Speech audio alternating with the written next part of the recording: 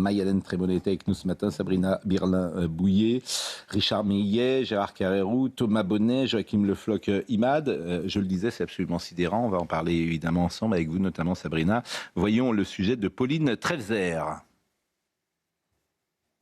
4 plaintes et un licenciement. Un profil très inquiétant, celui de Jérôme B., l'homme soupçonné d'avoir enlevé Liana. Hier, une nouvelle plainte est déposée. Un père de famille dénonce des attouchements sur sa fille de 11 ans lors d'une soirée pyjama au domicile de l'accusé en août 2025. Cette plainte s'ajoute à une longue liste d'antécédents. La première plainte remonte à 2017 pour des faits de nature sexuelle sur mineurs, classés sans suite. En 2021, un comportement suspect est signalé par un proviseur, comportement inapproprié envers une lycéenne.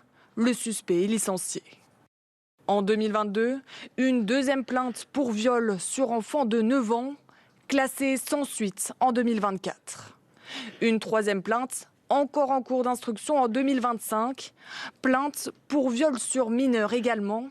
À celle-ci s'ajoute donc la plainte d'hier. 4 plaintes pour des faits de viol ou d'attouchement sur mineur. Jérôme B. apparaît comme un pédocriminel présumé. Sabrina Birlin-Bouillet est avec nous. La petite Liana a disparu il y a 7 jours. Il y a pas de... 6 jours. Il y a 6 jours, il n'y a pas de nouvelles. On n'a aucune information. Les recherches continuent, les gendarmes sur place. Il y a eu notamment une piste explorée au niveau du domicile de ce suspect mis en examen et placé en détention provisoire, Jérôme B., qui pour l'instant n'a pas porté ses fruits. Le corps, ou du moins la petite fille, si elle était encore en vie, n'ont pas été retrouvés. Voilà où on en est aujourd'hui concernant les recherches. Alors évidemment, on en sait plus maintenant, vous avez dit, sur le profil, notamment le profil judiciaire de ce suspect. Et on pense évidemment aux parents qui apprennent ces informations et qui se disent ce monsieur aurait pu être en prison ou aurait pu être en tout cas entendu déjà et peut-être que Liana serait toujours auprès de ses parents. J'imagine c'est cela auquel pensent les parents.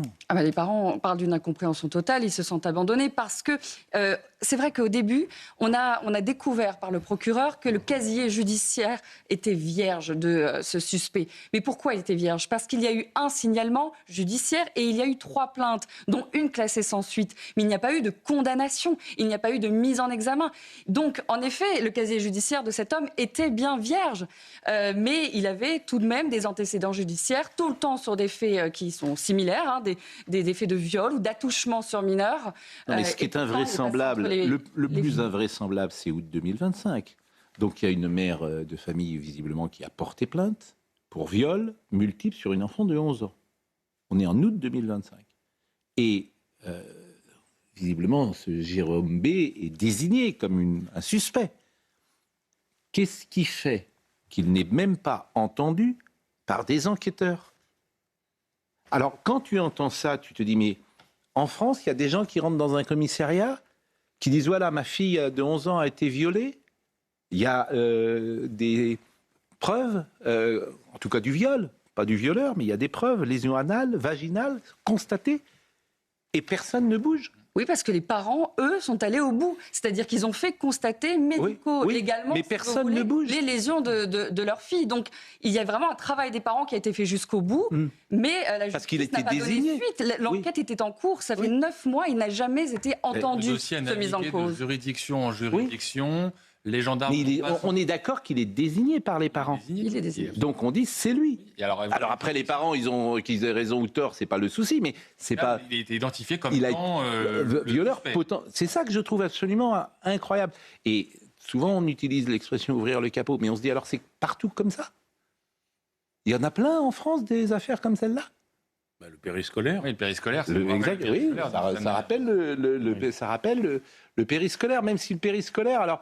C'est plus large, on ne cible pas directement le violeur, on dit notre fille dit ça, mais on ne sait pas qui. Parce que là, visiblement, il y a quelqu'un qui est ciblé.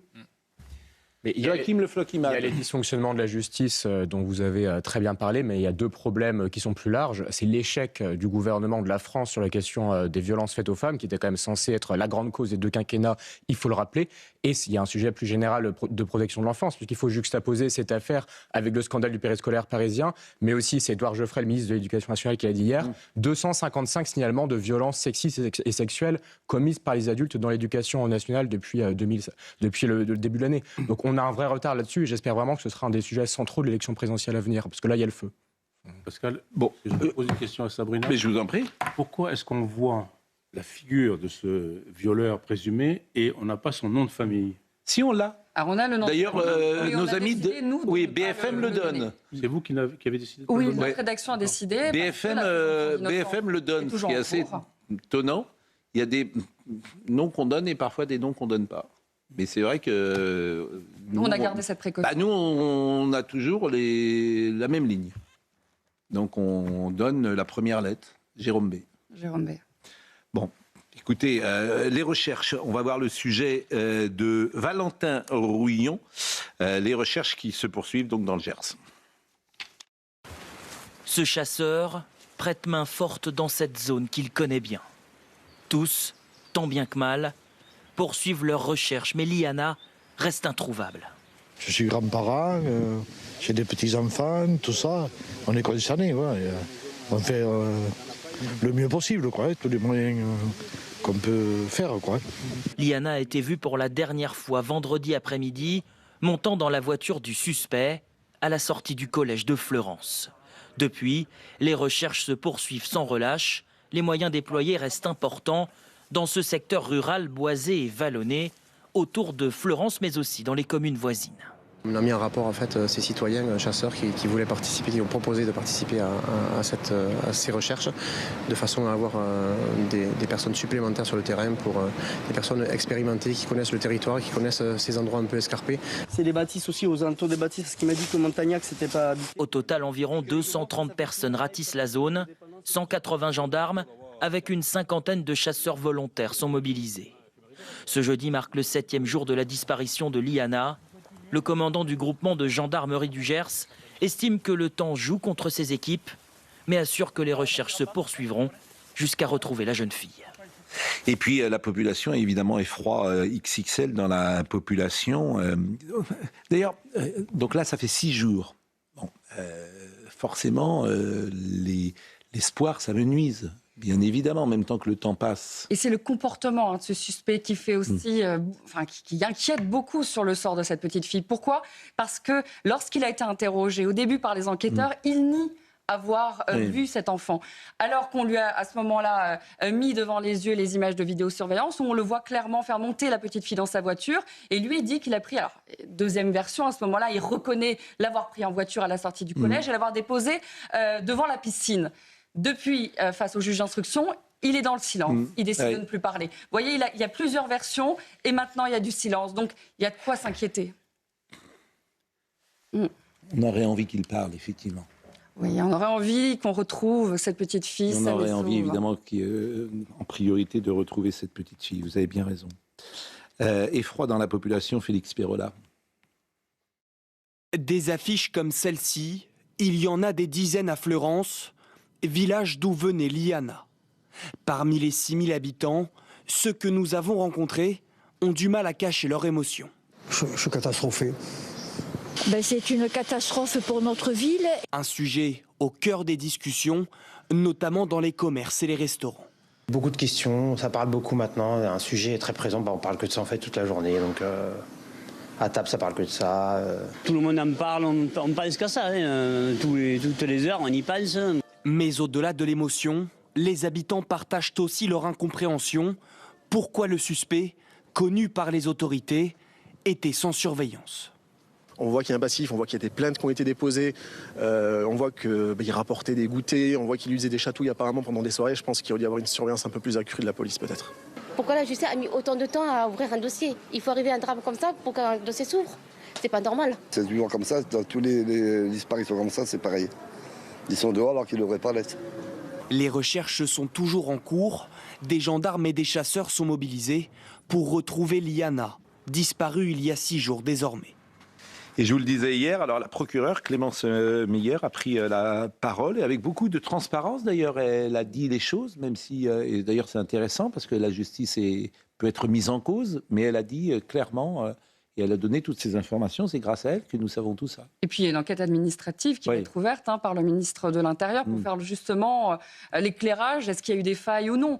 Il n'y a pas besoin d'une enquête pour dire qu'il y a eu des failles. Ça paraît évident, mais voilà, il va falloir passer par cette procédure-là pour vraiment que ce soit noir sur blanc. Moi, j'ai une question. Maï-Hélène Trémollet. Déjà, pourquoi autant de classements sans suite? Et ensuite, même avec un casier vierge, quelqu'un qui a eu autant de plaintes contre lui, même si elles ont été classées sans suite, ça rejoint un peu la question des habitants, mais est-ce qu'il peut être sous surveillance, mis sous surveillance, même s'il a un casier vierge? Il n'est pas passé devant la justice. Donc non, il ne peut pas être mis sous surveillance. Il n'y a pas eu de décision judiciaire à son encontre. Et c'est pour ça que son casier judiciaire est vierge. Il y a sans doute quelque chose à faire là-dessus. Et peut-être que l'enquête administrative débouchera quelque chose à l'issue de cela. Mais en effet, on voit bien qu'il y a une faille énorme dans le système. Puisqu'il y a eu signalement, plainte, certaines sans suite. Là, il faudrait regarder chaque plainte pour dire ce qu'il en était. Mais il n'y avait pas de traces sur son casier. Mais je le répète, les autres affaires, je ne les connais pas. 2017, 2022, une première plainte pour viol sur mineur, mais celle de 2025 est invraisemblable. Celle-là est invraisemblable. Des parents qui viennent...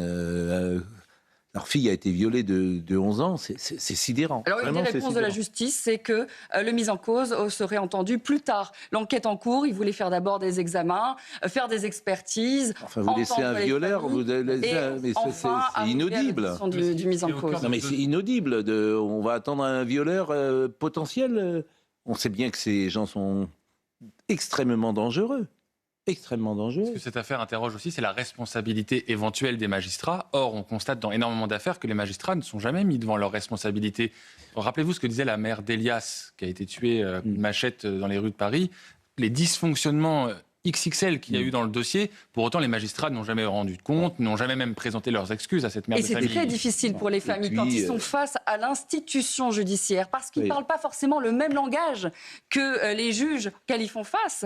Et souvent, il y a une sorte d'incompréhension, on n'entend pas suffisamment les parents, et les parents se retrouvent démunis déjà par leur sort, parce que s'ils sont face à la justice, en tant que victime, vous pensez bien qu'il y a un émoi, qu'il y a un sentiment, qu'il y a quelque chose de très grave derrière, un traumatisme, mais en plus, ils vont devoir faire face à une institution qui, parfois, ne les entend pas, ne les comprend pas ou ne parle pas le même langage. Sur l'affaire Elias dont vous parlez, Thomas, c'est même pire que ce que vous dites, puisque certains magistrats s'étaient permis de mettre en cause la mère d'Elias en soulignant une dérive prétendument populiste. Donc, ça montre quand même la nécessité d'une circulation de la magistrature et d'ouvrir peut-être à la société civile aussi.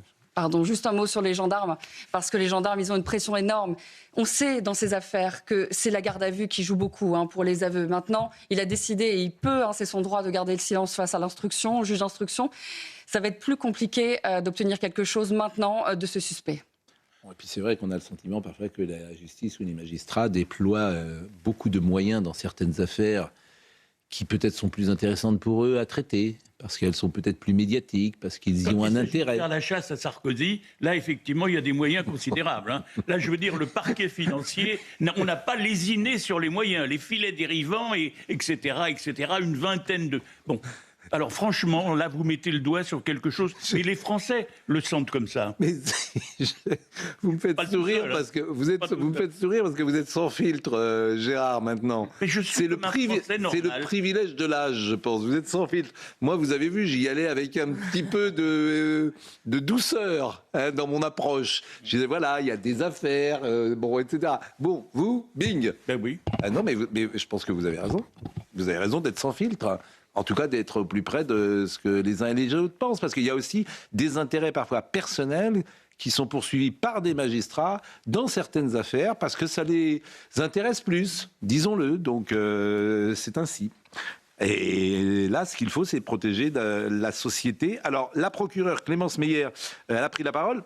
Elle a été extrêmement claire. C'est une très jeune femme, je pense d'ailleurs, procureure de la République. Je l'écoutais hier et je vous propose de l'écouter. Il a été tout d'abord retrouvé trace d'un renseignement judiciaire établi par la gendarmerie en décembre 2017. La gendarmerie a été saisie par la mère d'une jeune fille de 17 ans, venant de découvrir que sa fille entretenait une relation depuis quelques mois avec un homme majeur. La jeune fille évoquait alors une relation consentie. Une procédure le mettant en cause a été reçue au parquet d'Auch en janvier 2024 sur dessaisissement du parquet de Béthune, compte tenu du lieu des faits et du domicile du mis en cause. Elle avait été ouverte à la suite d'une plainte déposée au commissariat de Béthune en 2022 pour des faits de viol sur mineur de 15 ans, commis courant 2020 à Montestruc-sur-Gers, au domicile du mis en cause. Dans le cadre de cette procédure, une mineure née en 2013 a dénoncé un fait de viol. J'en arrive à la procédure qui était en cours au moment de la disparition de Liana. Cette procédure a été initiée en août 2025, le 22 août 2025, par le dépôt de plainte de la mère d'une mineure née en 2014. Le 27 août 2025, l'enfant a été entendu et a dénoncé des faits de viol qui auraient été commis sur sa personne par le mis en cause entre septembre 2024 et mai 2025, dans le cadre de l'enquête en cours qui portait sur l'enlèvement et la séquestration de Liana. Un dirigeant d'établissement scolaire a spontanément contacté la gendarmerie le 31 mai 2026 pour signaler que le mis en cause avait fait l'objet d'un licenciement initié en 2020, alors qu'il était employé par la région Occitanie comme agent d'entretien. Licenciement initié en raison d'une relation inappropriée avec une lycéenne. En l'état, aucune procédure en lien avec cet événement n'a pu être identifiée au sein de mon parquet. Il a été porté à ma connaissance ce matin le dépôt d'une nouvelle plainte pour viol sur mineur à l'encontre du mis en examen, dont je n'ai pas encore pu prendre connaissance dans l'entièreté de ces détails. Et je vous propose d'écouter la mère de Liana qui a pris la parole devant l'antenne de ici Occitanie, exactement. À la base, il avait même nos coordonnées. Elle est montée avec lui, elle le connaissait. Oui, ça vous surprend qu'elle soit montée avec lui? Voilà, apparemment, de ce qu'on a appris, de tout ce qui a été dit, il venait au collège, devant le collège tous les matins. Liana, donc, qui descend du bus pour aller dans le collège, le voyait tous les matins. Il amenait des goûters à Liana tous les jours, et pas qu'à Liana, du coup. Liana, quand elle est sortie de la soirée pyjama, elle nous avait dit qu'il lui avait acheté une pizza rien que pour elle, qu'il s'était amusé à lui faire des chatouilles, qu'il avait pas mal joué avec elle.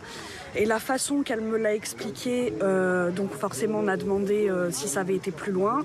Elle nous a regardé un peu choquée sans trop comprendre de quoi on parlait. Donc elle m'a dit que non, enfin il avait juste joué avec elle comme un papa jouerait avec sa fille, quoi.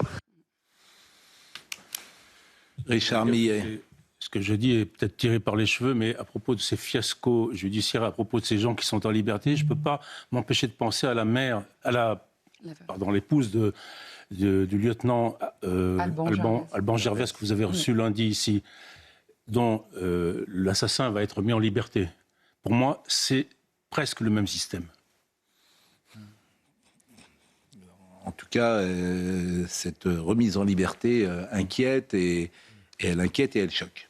Donc, ce qu'on apprend quand même avec le témoignage de la mère de Liana, c'est qu'effectivement, il y a parfois des gens aussi, il n'y a pas que la justice, il n'y a pas que la police, il y a aussi un ensemble de témoignages qui peut être vigilant. C'est-à-dire que des parents peuvent rapporter la parole des enfants et peuvent échanger aussi et avoir un contrôle forcément sur ce qui peut se passer, bien évidemment. Il y a une chose quand même étonnante dans le témoignage qu'on vient d'entendre. Et bien sûr, je pense à la maman et je pense au chagrin. Donc, je veux simplement souligner, on a dit dans la presse à plusieurs reprises que il y avait eu quelque part, les parents alertés avaient stoppé les relations avec le suspect. Et là, on a un témoignage confirmé par la maman elle-même que ce monsieur, tous les matins, sortait, l'attendait, en somme, devant l'école, venait lui apporter quelque chose, des cadeaux, quelque chose à manger, etc. Et ça, c'était répétitif. Ça me paraît quand même étonnant par rapport au fait que... Oui, mais c'est une fois que les choses arrivent, qu'on réécrit ou qu'on reconstruit. Il y a des signaux peut-être qu'on ne voit pas ou qu'on ne veut pas voir ou que sais-je. Alors on ne sait pas si c'est précisément tous les matins non plus. Faut être vraiment, je pense, très très prudent là-dessus. Mais en revanche, ça n'empêche pas qu'il peut avoir un contrôle global et une responsabilité de tout l'ensemble, effectivement, des gens qui ont croisé ce monsieur. Il y a eu un signalement, il travaillait dans un lycée, ce monsieur. Voilà, tout à fait. Il a quand même travaillé au contact de... Mais bien sûr. Probablement. Mais il a même été licencié pour ça. Et pourtant, il n'y a pas eu de saisie, à ma connaissance en tout cas. Mais parce que c'est des lâchetés que chacun peut avoir. Les gens ne vont ou n'osent pas dénoncer ou se disent c'est pas grave ou que sais-je. Mais là on en est. C'est ça la difficulté. Il faudrait des procédures très précises. Si vous voyez ça, faites dénoncer ou alerter. Faudrait mettre en place des réflexes qui changent l'état d'esprit, qui disent aux gens attention, c'est très grave. Mais là, on est à un tel niveau d'impunité. Joachim Le Floch, IMAD. Que ce qui est à craindre, c'est que les gens finissent par se faire justice eux-mêmes. C'était le mot d'ordre, vous savez, au moment de la Révolution française. On disait il faut être intraitable pour dispenser au peuple de l'être. Je pense que cette leçon gagnerait à être méditée de temps en temps. Là, en l'espèce, il n'y a pas c'est autre chose encore, mais c'est une affaire dramatique. Évidemment, c'est une enfant de 11 ans, c'est une affaire dramatique. On va marquer une pause. Ah non, on va écouter le gérant du centre équestre qui a témoigné ce matin. Le gros intérêt à cheval, c'est notre mobilité, notre rapidité d'exécution par rapport à des piétons. C'est-à-dire que nous, on peut très rapidement se faufiler et revenir vite au point de là où on est parti, contrairement à des piétons. Et l'avantage par rapport aux motos, c'est que par contre, on peut se permettre d'être très lent si nécessaire pour observer plus en détail. Et le dernier non négligeable, c'est la hauteur qu'on a. J'ai eu un contact par une de mes cavalières sur un adjudant de la gendarmerie qui est sur cette mission et qui s'occupe de l'organisation de recherche. Du coup, je lui ai proposé les cavaliers et les chevaux pour donner la main, quoi. Dans mes cavalières, j'ai beaucoup de mamans qui ont des enfants et notamment des filles du même âge que la petite et qui se sentent concernées et qui, bien sûr, on essaye de faire ce qu'on peut pour essayer de soulager au maximum cette famille. Le cheval est peut-être effectivement une possibilité pour la raison que disait ce monsieur, c'est-à-dire qu'on est un peu plus en hauteur et on peut voir les chevaux.